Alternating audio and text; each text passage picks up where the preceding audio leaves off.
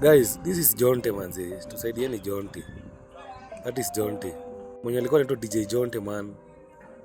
Guys, we should know what to do manze. Huyu ni Jonte. John akagonjeka, amekuwa mgonjwa kwa muda mrefu. Sasa mimi naomba usaidizi kwa mtu yeyote mwenye ataona watoto wanapitia shida, mimi sina kazi.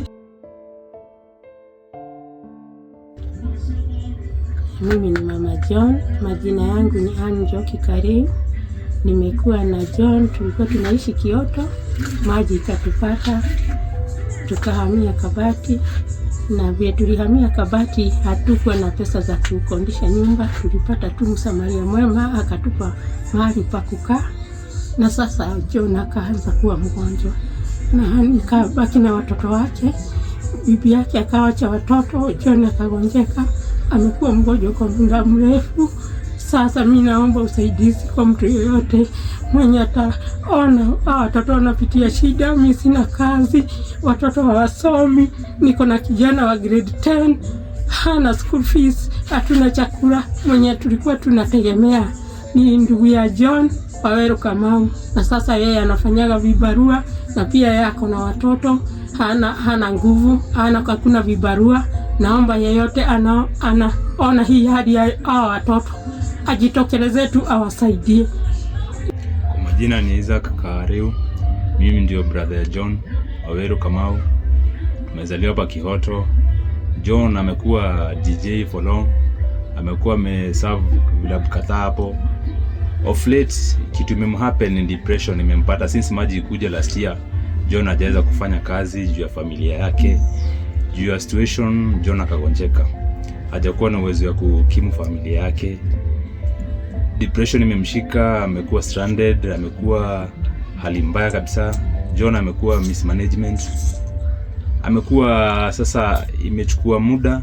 Sasa mzazi ndiye anakaa na watoto wake. Mke wake juu ya situation John alipogonjeka, ugonjwa ukamzidi. Mke wake akaenda akamwachia watoto. Sasa mom ndiye custodian, mimi ndio nimekuwa nikiwashughulikia. Lakini dawa zikakuwa ni bei mingi, zinakuwa zinadai pesa mingi. Mimi uwezo ikakuwa inanilemea juu sasa clinics za John tunaenda huko hospitalini haifanyi kazi wakati mwingine. Inakuwa sasa challenges usikojua watoto wake wanahitaji kwenda shuleni. Mimi mwenyewe nina familia na mimi ndio nahitajika. Mom nyumba analipa juu alikuwa na homestead, vitu ni mingi, ana mali pa kuweka. Challenges zimekuwa mob. John ana makao juu na ako displaced, amegonjeka. Sasa mzazi ameshindwa kumanage, nyumba analipa, imekuwa ni challenge. Naomba tu kwa msaada watoto wake wapate kwenda shule, wasome. Ndio mama na yeye aendi kazi, alikuwa mkulima, shamba yake kwa maji. Mimi ndio wananitegemea. Na wakati mwingine nienda mambo yuko poa. Challenges ni mingi huko baharini. Tumekuwa na changamoto kidogo. Ningeliomba watoto wapate kusoma. Kama DJ tunaweza kusaidia kwa sasa ako uhai, tunaweza kusaidiana kwa njia moja ama nyingine. Juu tusisaidie mtu wakati tuseme amefiwa. Saizi naomba tujitokeze, marafiki wake amecheza DJ vilabu kadhaa. Marafiki ni wengi na hata wengi kwa msaada, wengine hawajui, lakini kwa hilo jambo tunaweza tashukuru tu kama familia. John tumekuwa tumempeleka hospitalini mara 2, tumempeleka Gilgil Mathare Hospital. Tumempeleka atapokuwa narudi ile due to situation, anaona watoto wake hali yenye wanapitia. Tumempeleka Gilgil kama mara 2 hivi, anakuja anaona situation, maji ilikuja, wana mzazi wake ana makao, watoto wake anaona situation, hajakuwa fiti.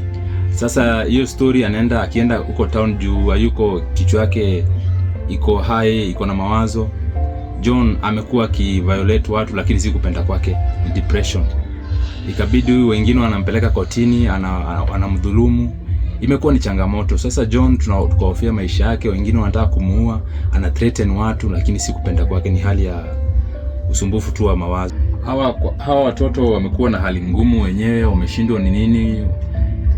Familia imekuwa, baba yao amekuwa hayuko venye amewalea. Baba yao amewalea vizuri, wamekuwa akiwashughulikia venye nafaa. Over sudden imehappen, amechange. Watoto wamekuwa na mawazo, wengine mkubwa akuli, wakati mwingine shule haendi. Challenges zimekuwa mingi. Kwa sasa John ako admitted Gilgil Referral Hospital. hapo ndo anapata matibabu yake until wakati atarudi poa. Hiyo sasa ni hatujui itatake how, juu alikuwa amekuwa worsen. Sivyo tulikuwa tumemjua, amekuwa sasa ni kama mtu tofauti kidogo, anahitaji muda. Atakaa kwa juu alikuwa ishakuwa wasi, imefika kiwango fulani, anahitaji matibabu zaidi. Sasa kwa sasa wenye wanaweza taka kumuona, marafiki yako hapo Gilgil, ako admitted hapo.